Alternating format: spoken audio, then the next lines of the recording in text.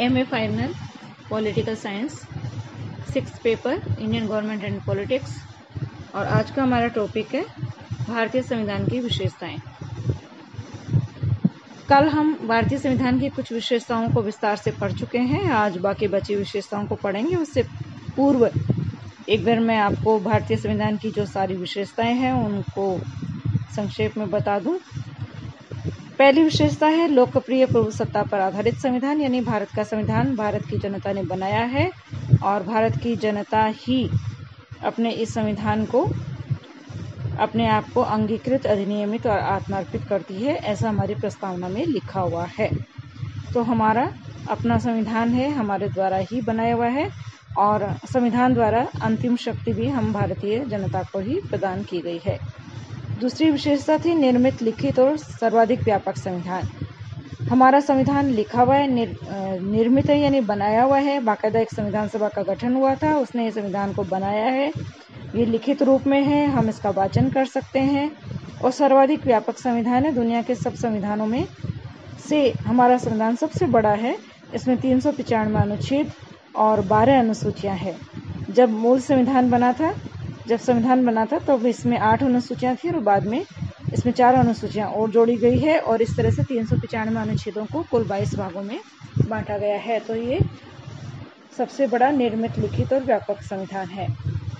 तीसरी विशेषता है संपूर्ण प्रभुत्व संपन्न लोकतांत्रिक गणराज्य।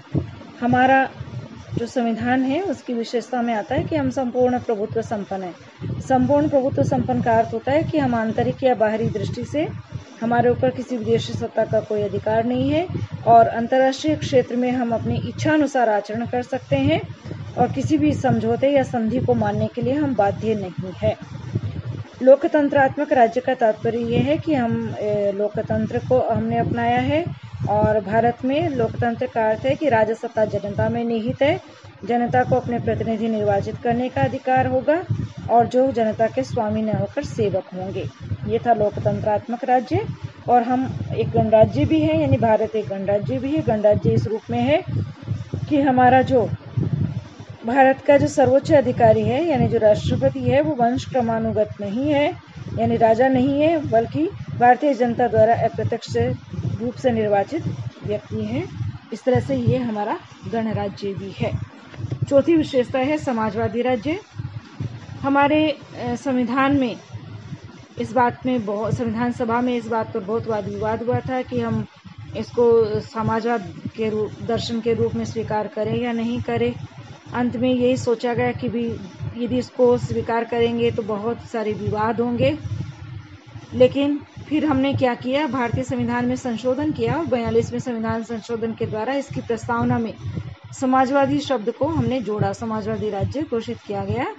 और समाजवादी राज्य, जैसे कि अपन सभी जानते हैं कि समाजवाद में व्यक्ति योग्यता अनुसार काम करता है और काम के अनुसार वेतन मिलता है। तो इस तरह से हमने समाजवादी राज्य को हमने अपना राज्य समाजवादी राज्य बनाया हुआ है। फिर आता है एक विशेषता पंथ निरपेक्ष राज्य। भारत एक पंथ निरपेक्ष राज्य है। पंथ निरपेक्षता का तात्पर्य है कि राज्य की दृष्टि में सभी धर्म समान है और राज्य के द्वारा विभिन्न धर्मावलंबियों में कोई भेदभाव नहीं किया जाता, यानी धर्म को मानने वाले लोगों में कोई भेदभाव नहीं किया जाता है। तो इस तरह से हम पंथ निरपेक्ष भी हैं। छठी विशेषता आती है हमारी कठोरता और लचीलेपन का समन्वय। भारतीय संविधान कठोर संविधान भी कहा जा सकता है, लचीला संविधान भी कहा जा सकता है, क्योंकि इसमें संविधान संशोधन करने का जो तरीका होता है उसी से ये डिसाइड होता है कि ये संविधान कठोर है या लचीला है। तो संविधान जो कठोर होता है वो इस रूप में होता है कि कठोर संविधान में संविधान संशोधन करने के लिए बहुत विशिष्ट प्रक्रिया का पालन किया जाता है।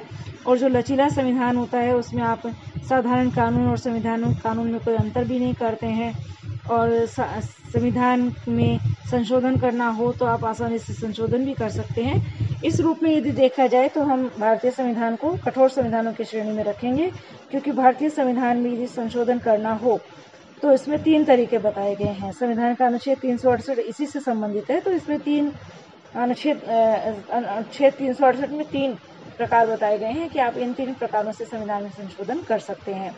पहला प्रकार है, संविधान के कुछ अनुच्छेदों में आप संसद के साधारण बहुमत से संशोधन कर सकते हैं। दूसरा तरीका है, संसद के साधारण बहुमत तथा उपस्थित मतदान में भाग लेने वालों के विशिष्ट बहुमत से यानी 2/3 बहुमत से आप संविधान संशोधन कर सकते हैं।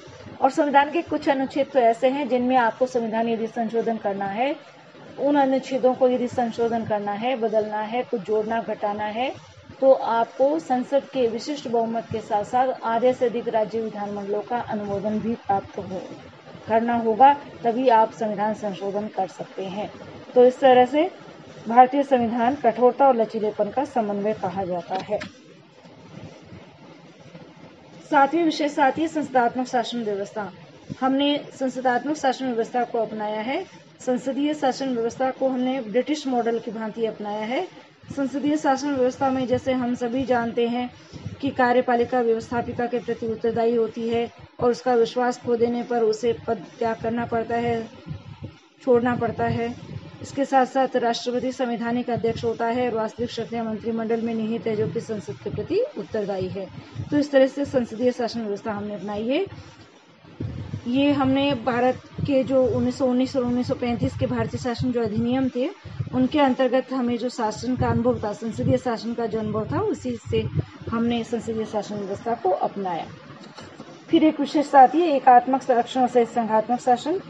तो हमारा संविधान जो है वो संघात्मक शासन की बात करता है, यानी केंद्र और इसकी इकाइयों के बीच शक्तियों के विभाजन की बात करता है, लेकिन कुछ मामलों में वो एकात्मक भी है।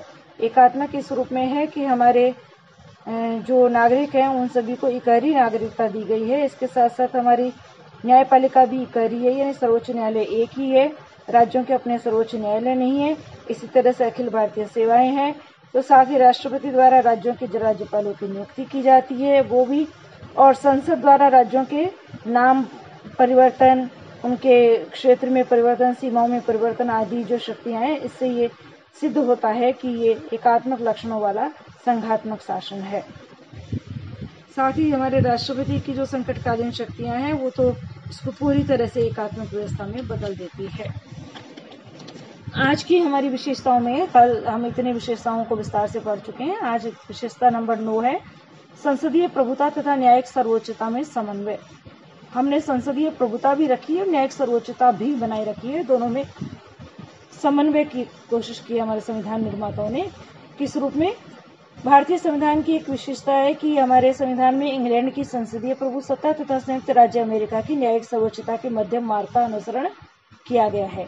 इंग्लैंड में क्या है कि व्यवस्थापिका सर्वोच्च है और ब्रिटिश पार्लियामेंट द्वारा निर्मित कानून को किसी भी न्यायालय में चुनौती नहीं दी जा सकती।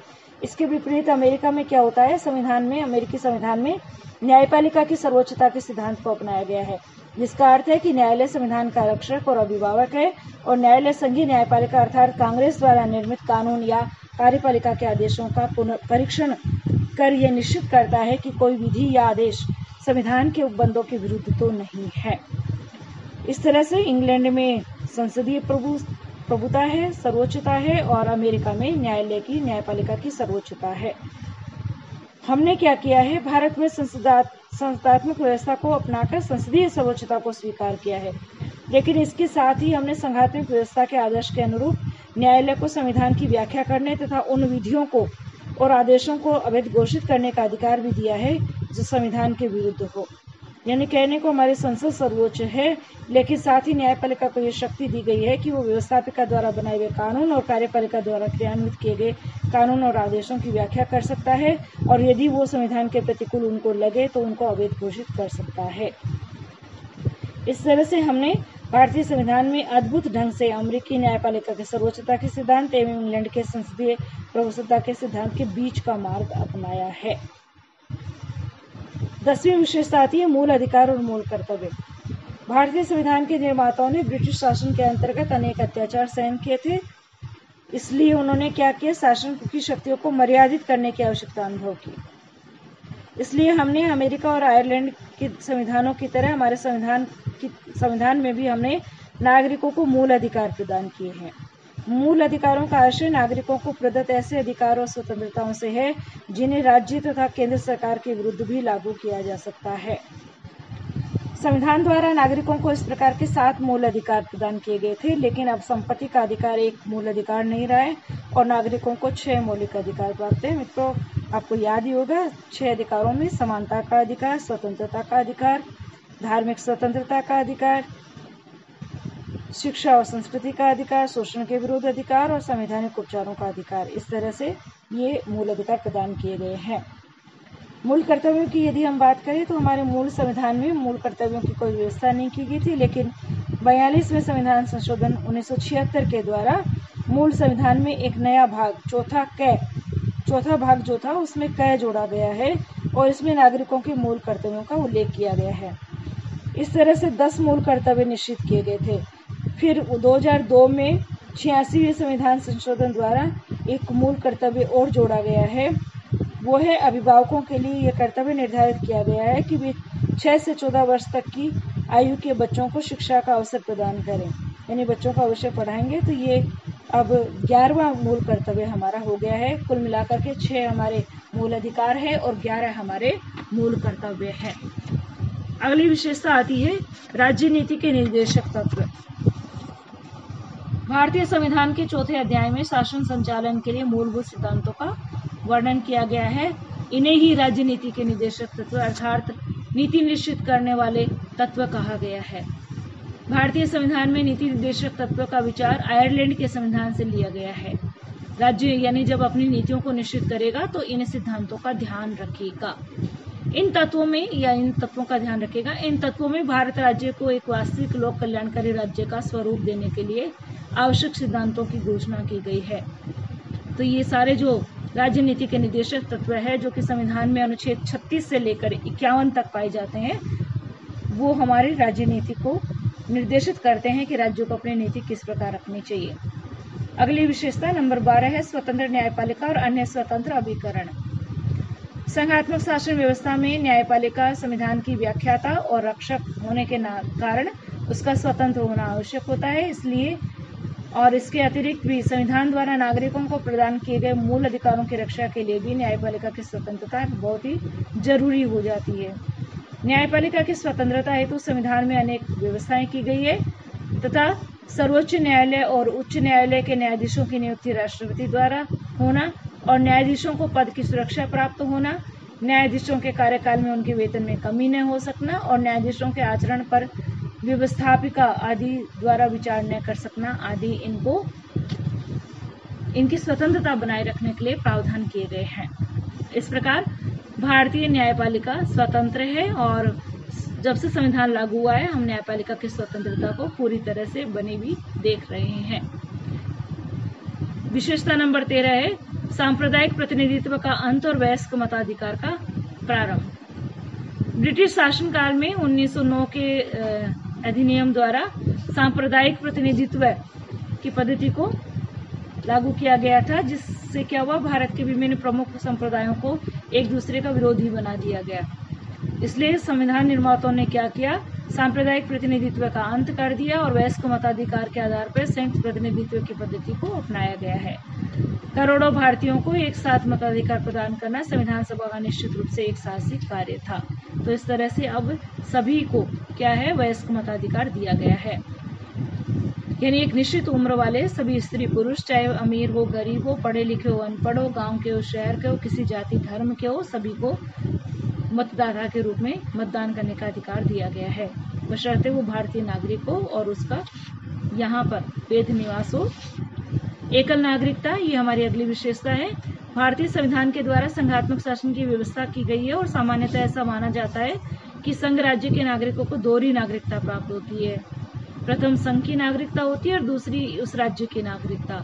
संयुक्त राज्य अमेरिका ने ऐसी व्यवस्था कर रखी है, लेकिन हमारे संविधान निर्माताओं का ये विचार था कि दोहरी नागरिकता यदि होगी तो हम भारत की एकता को बनाए रखने में बड़ी हमें मुश्किलें आएंगी, समस्याएं आएंगी। इसलिए ये हमारी एकता में बाधक है। इसलिए हमने क्या किया है, हमने एकल नागरिकता रखी है, यानी हम सब भारत के नागरिक कहलाते हैं। विशेषता नंबर 15 सामाजिक समानता की स्थापना। आमतौर पर क्या होता है, संविधानों के द्वारा अपने नागरिकों को राजनीतिक और कानूनी समानता दी जाती है। सामाजिक समानता की बात करने वाला हमारा संविधान है, जो ये कहता है कि संविधान के द्वारा सामाजिक क्षेत्र में भी सभी नागरिकों की समानता के सिद्धांत का प्रतिपादन किया जाएगा या किया गया है। इस संबंध में हम संविधान का अनुच्छेद 17 देख सकते हैं, और जिसमें कहा गया है अस्पृश्यता का अंत किया जाता है और उसका किसी भी रूप में आचरण निषिद्ध किया जाता है। यानी कोई भी छुआछूत की भावना नहीं रखेगा, किसी भी रूप में अस्पृश्यता का आचरण विधि के अनुसार दंडनीय होगा। यदि कोई अस्पृश्यता रखेगा तो उसको दंड दिया जाएगा। अंतिम विशेषता है मित्रों, कल्याणकारी राज्य की स्थापना का आदर्श। संविधान के नीति निर्देशक तत्वों के अध्ययन से यह स्पष्ट हो जाता है कि संविधान निर्माताओं द्वारा भारत के लिए एक आदर्श निश्चित किया गया। क्या? और वो आदर्श है लोक कल्याणकारी राज्य की स्थापना। भारतीय संविधान निर्माता स्पष्ट रूप से ये चाहते थे कि भारत की केंद्रीय और राज्य सरकारें भारतीय नागरिकों को पुष्टिकर भोजन, वस्त्र, निवास, शिक्षा और स्वास्थ्य की अधिकाधिक सुविधाएं प्रदान करें। यानी रोटी, कपड़ा, मकान, शिक्षा और स्वास्थ्य की सुविधाएं प्रदान करें, उनके जीवन स्तर को ऊंचा उठाए और उनके द्वारा अधिक से अधिक संभव सीमा तक आर्थिक सहायता भी या आर्थिक समानता भी स्थापित की जाए। आर्थिक समानता जिसमें अमीर और गरीब के बीच में अंतर कम से कम हो। केंद्रीय सरकार तथा राज्य सरकारें संविधान में निर्दिष्ट इस लक्ष्य को प्राप्त करने के लिए निरंतर प्रयत्नशील है, और इस लक्ष्य की प्राप्ति के लिए नियोजन यानी प्लानिंग की पद्धति को अपनाया गया है, और समाजवादी समाज के ढांचे की स्थापना की नीति निर्धारित की गई है। तो ये भारतीय संविधान की विशेषताएं थी। धन्यवाद।